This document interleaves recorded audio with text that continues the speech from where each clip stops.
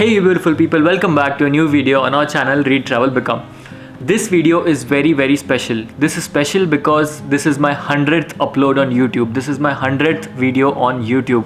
So I know from the outside it doesn't sound like much, many people have uploaded a lot of videos, but for me personally this is a huge achievement because in these last 2 years of uploading these videos, my personal life has gone a lot of changes. It has undergone a lot of transformation, and through all of these transformations I've somehow managed to upload videos and upload videos I like doing, upload videos which you guys like. So it's like a huge achievement for me.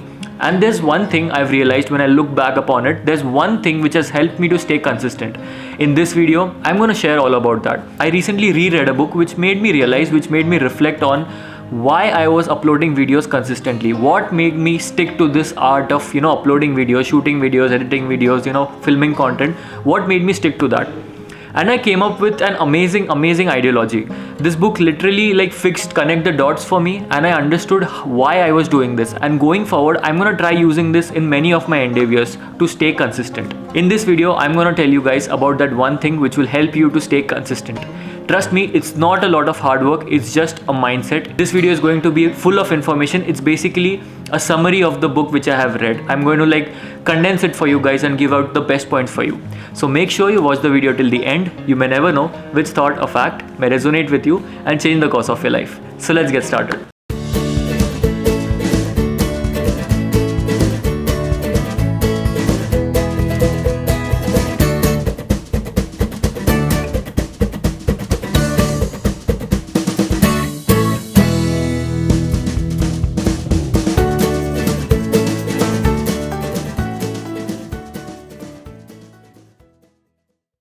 Okay, first and foremost, the book which I'm going to talk about is Flow.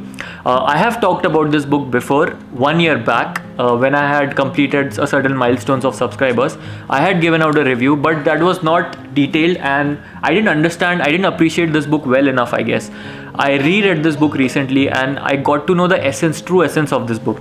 So let me tell you what the true essence of this book is. So in a general sense, people always feel a bigger car, a bigger house, better lifestyle, more money would make them happy. Wherever we are at whatever stage of life, even if we are upper middle class, lower middle class, or we are rich, there's always a certain level we aspire to be, which makes us think that we will be happy when we reach that stage. But the author says, even if you reach that stage, it's not really happiness. That happiness is very short-lived. There's a different kind of happiness, there's a different kind of satisfaction, which is the best form of happiness. So what exactly is this? Even if you see a report of the average happiness index in the past decade or the past century even, you would find that adjusted for inflation, even if the annual income of a person has tripled, the happiness still remains the same. The happiness index is still the same. People are not happy when they are getting more money. Why is that? There's one thing which can make you extremely happy, which can make you extremely satisfied.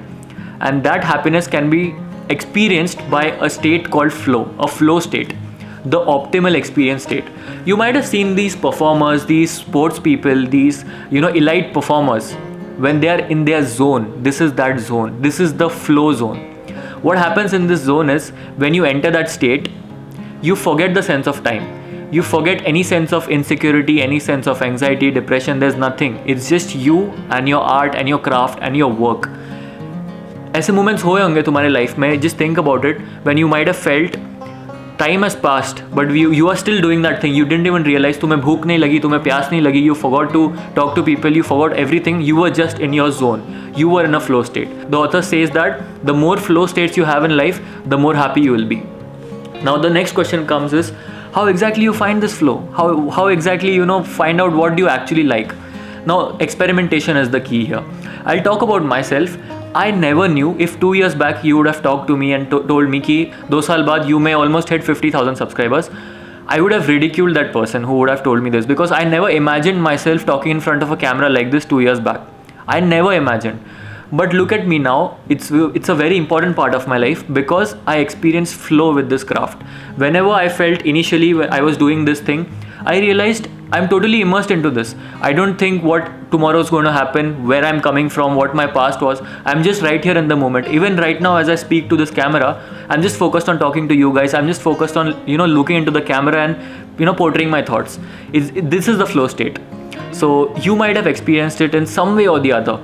You can channelize this by experiencing it more often. So I experienced it, and somehow people ask me, how do you find time in spite? I'm currently doing a master's course in the US, if you guys don't know.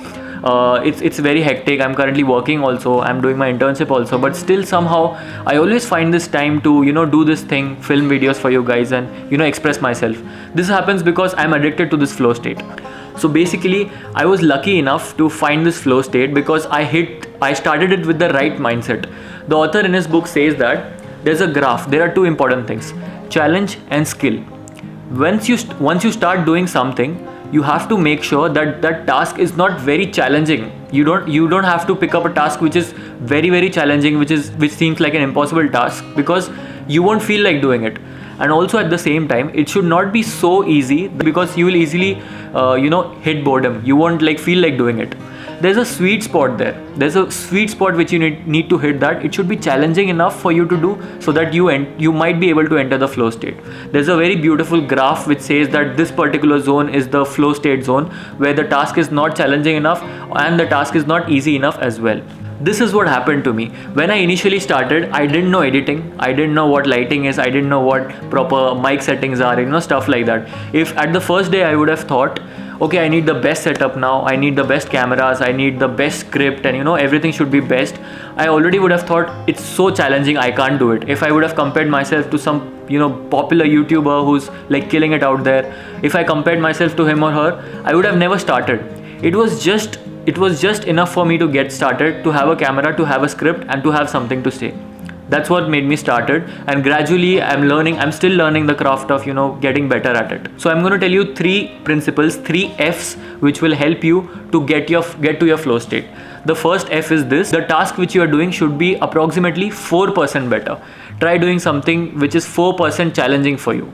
Don't pick up anything which is very easy, or don't pick up anything which is very, very difficult. The next thing is freedom. I found out that whenever you start doing something, you already start analyzing your task even before you're doing it. This is especially true in the case of writers. Let's say somebody wants to start writing something. When they start writing something, this feeling creeps in that, what will others think about my writing? Is my writing good enough? Is my writing magical enough to attract people? Even before you are done, you start getting this anxiety in your mind whether your work will be validated or not. But this is not the right approach. The right approach is give yourself freedom to do anything you want. Experiment freely. You don't have to give yourself permission to decide if your work is good or not. Just do it. Like Nike says, just do it. Start doing this, start practicing this. You will find out that you are experiencing dramatic results. And the third is feedback. Once you start experiencing these flow moments, once you start experiencing these optimal experiences, start getting feedback of the goals that you want to do. Once you understand, okay, this is what I want to do, start setting benchmarks, start getting feedback from people that is it good or not, what can you improve, and this should not overpower your motivation to do that thing. So the third F is feedback. So underlying all of these concepts is another activity, another thing, which is curiosity. Unless you are curious about things, unless you are curious about different aspects of life, it is going to be very hard for you to find your flow, to find your optimal experience zone. So you can only do this by experimentation. You have to give yourself permission to experiment, or else you would never get to know what do you actually like. The author says in the book that you are genetically engineered in some way. And generally, the Gen Z today feels that if you like doing something, do it. There's a difference here. In that curve which I had showed, challenge versus skills. So in that curve, doing some things like watching TV, watching social media and scrolling social media and doing these things, they make you happy, yes. But the happiness is not satisfaction. It is very, very short-lived. This is not at all the flow zone.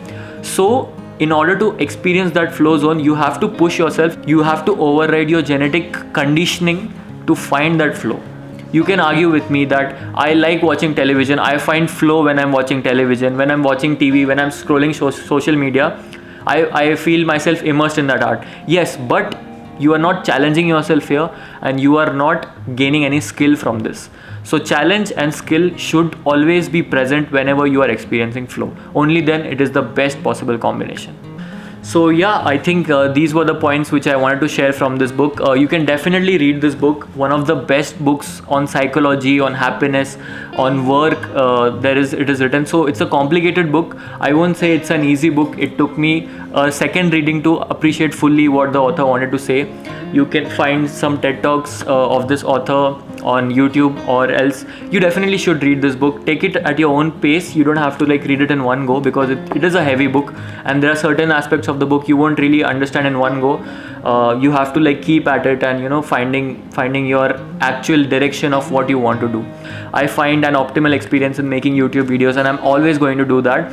We are soon about to hit 50,000 subscribers, which is like a huge thing for me, because I never imagined in my wildest dreams that I would get so much love and support from you guys. I would maybe have a live stream to celebrate it together with you guys. Let's see how it goes, but thank you so much for all the love and support. I hope you found value in this video, you found value in this content.